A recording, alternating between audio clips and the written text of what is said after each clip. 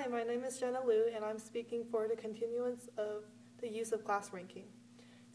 Because class rankings motivate students by encouraging them to take more challenging classes and earn higher grades.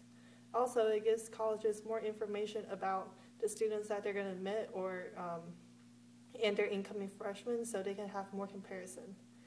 And class ranking is a mathematical summary of a student's academic record compared with those of others. And GPA is short for grade point average, which is a mathematical calculation indicating where the average of grades fall on the scale. And AP stands for Advanced Placement, which are college-level classes available for high school students.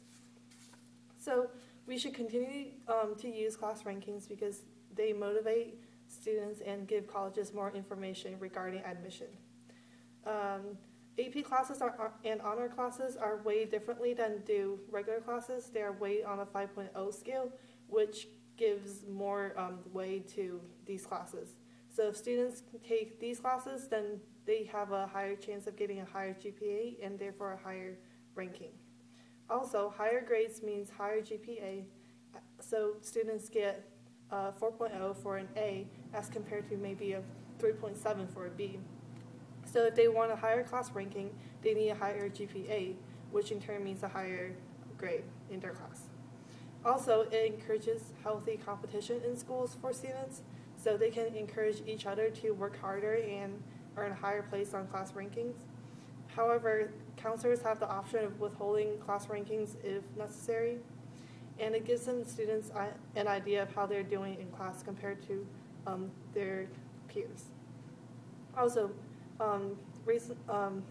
right now, many large state universities still require the use of class ranking for admission, and studies have shown that class rankings are better indicators for a student than does the SATs, and without a submission of a class ranking for admission, many colleges are left with no choice but to give more weight to standardized testings, which are only a one-time testing as compared to GPA and class ranking, which are cumulative throughout high school. And isolated GPA gives no indication of how the student does in a school because it doesn't give any comparison of their peers. Like Jim Miller, the admission officer at Brown University said, if a kid has a B+, what does that mean? If that school doesn't give any A's, it could be really good. You got to place the kids in some relative environment, or else the admission officers don't know if they indeed do well in school. Also, it in turn means a longer process of admission for universities because they will have to create a scattergram which compares all the incoming freshmen's GPAs. And a low class ranking can actually be negated during the admission process if the student has high extracurricular activities and community service and other criteria, like John Cox's, who was admitted to Harvard University despite his taking of regular Chinese, Latin, and journalism. And many top Ivy League schools, such as Vanderbilt, Brown, and Swarthmore, favor the use of class ranking. So class rankings actually help students in both high school and colleges by giving the students a summary and comparison of how they're doing in school and giving colleges more information about the school so the student can find a suitable school for them. And now I stand for questioning. Is it mandatory for all colleges to have a student's rank? No, but it's preferred. Would class rankings be accurate to the fact that some high schools use different curricula nationwide? They wouldn't, but class ranking can still be a part of the officer's consideration for admission. Okay. Would class ranking be an accurate representation of a person's academic capabilities, even though it does not include the extracurricular activities a person uses and the other things that take up the person's time? It would be a fair indication academically, but the admission process will include class ranking as the academic perspective, as in addition to extracurricular activities.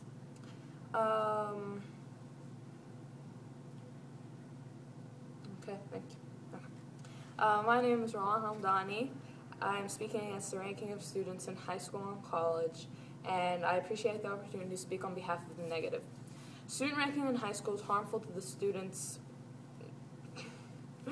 future, selection of classes, and health. Student rankings are not even mandatory for college admission, and removing school rankings would improve the academic environment and the student himself.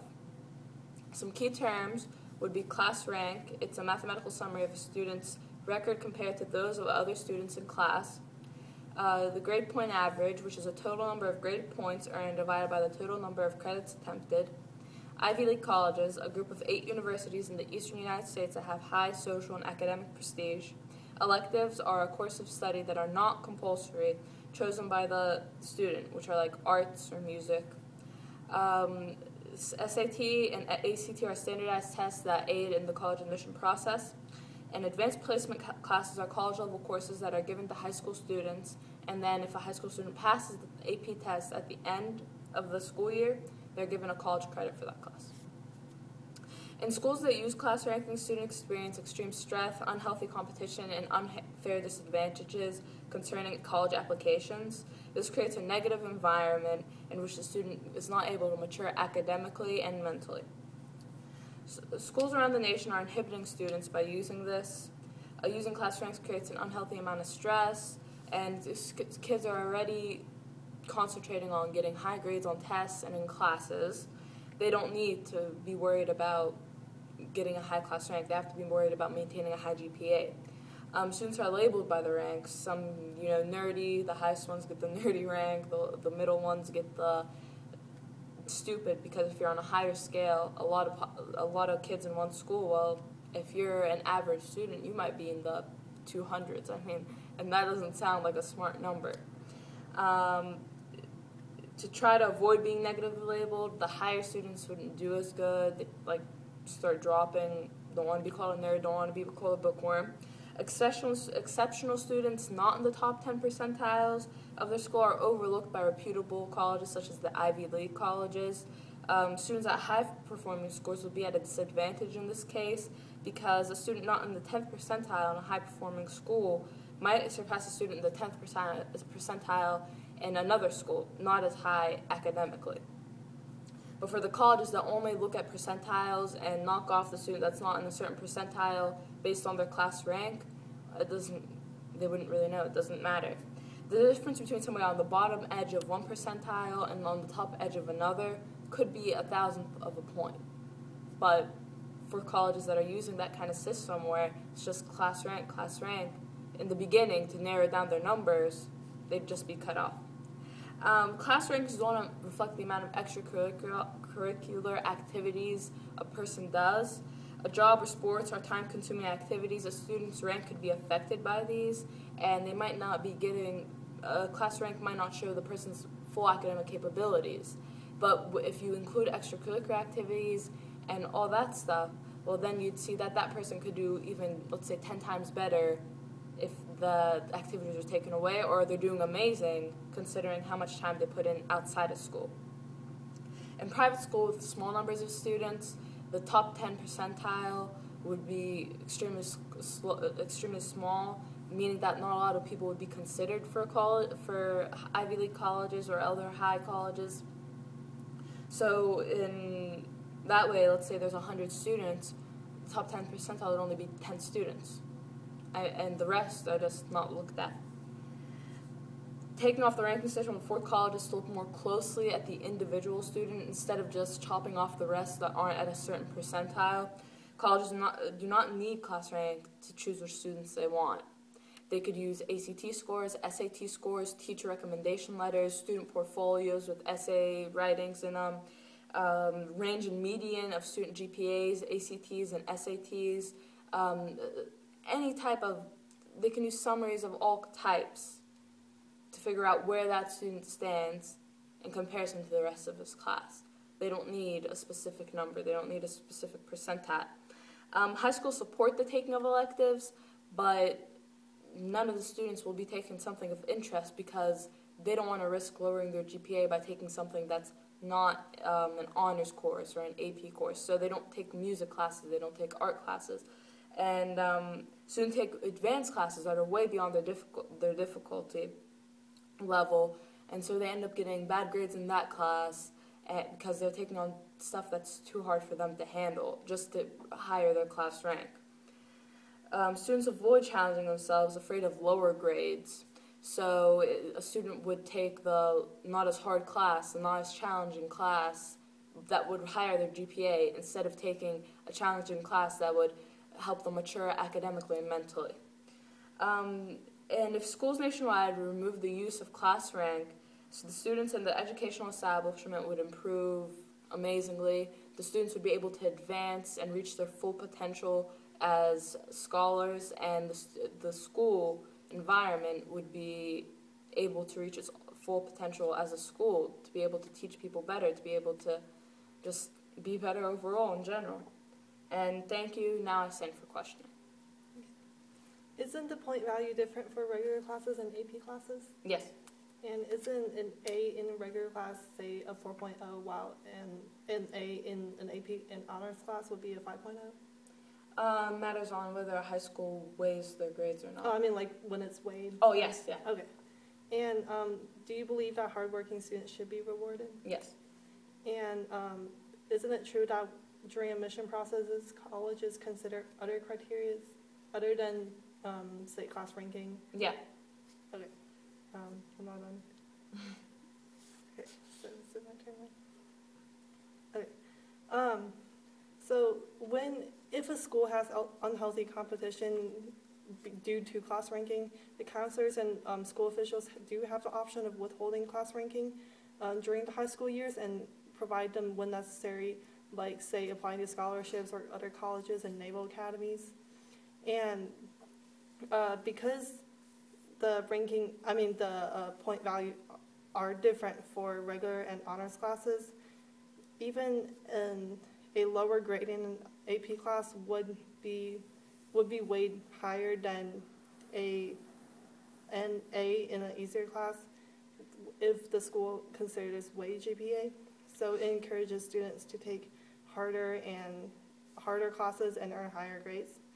Also, if during the admission process, colleges look at class ranking from an academic perspective, but they also take into account the students' community service, extracurricular activities, and other personal traits. So they don't just only look at class ranking and use that as the only criteria to determine if the student's admitted. Also, students are able to take electives, such as my example of John Cox's, who took Chinese, Latin, and journalism, which he was interested in. And because of his high standardized testing scores and extracurricular activities and community service and his great recommendation letters and essays, he was accepted into Harvard. So it shows that students are able to take the supposed easier classes and fun classes, even when they have class rankings. Also, class rankings, they reward hardworking students. Say, if a student takes all AP classes, then their GPA would be high. In turn, they will have a high class ranking, so it would be a form of reward for that student.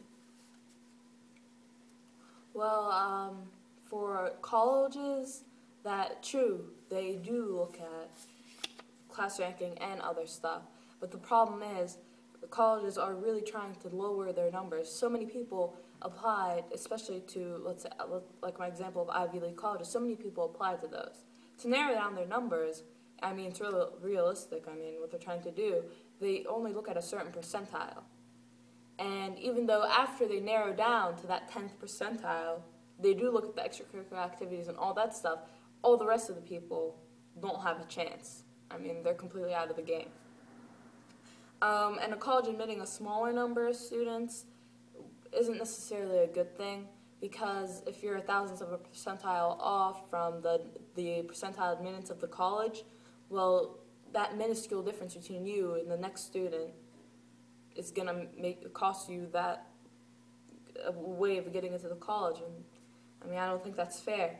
Class ranking would increase people's motivation, but it would also increase psychological stress and unhealthy competition. People are already worried about getting high grades and GPAs, and ACT and SAT, they don't need to worry about class ranking.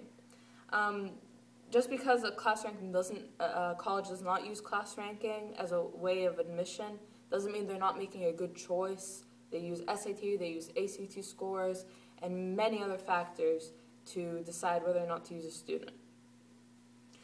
Comparisons between students can be found in students' GPA to the average GPA of the school or the average GPA of a certain percentile. So the colleges will still be able to get a good standing of where that student is, but it doesn't necessarily have to be just concrete there. You're either not. Taking advanced placement classes does not necessarily mean that they'll get good grades. Sometimes they take on classes that are just too hard.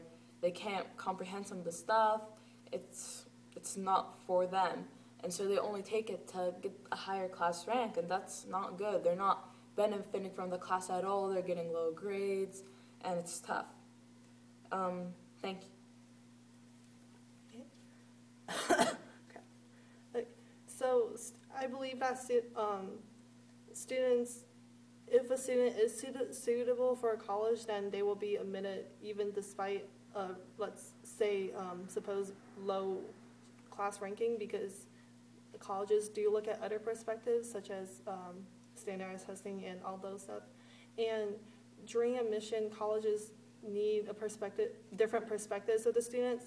One of them is academics, and if there is a lack of class ranking, then the other academic information available for the admission officer would be standardized testing, which is only a one-time thing, as opposed to class ranking, which is cumulative throughout high school, which would give a better reflection of who the student is.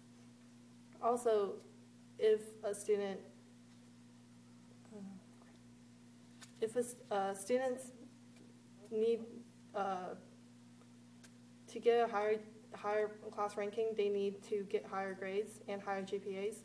And I think that is one of the focuses in high school, and they need to be exposed to the amount of stress they would have in, let's say, colleges and in society. So I think it's very healthy for students to experience a decent amount of stress throughout their high school years to work toward that high class ranking and high GPA.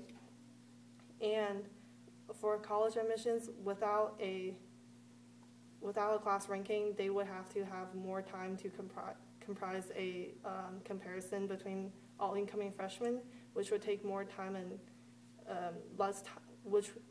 more time away from viewing who the student actually is, as opposed to having the class ranking and then determining the different perspectives of the students. Yeah, thank you for your time.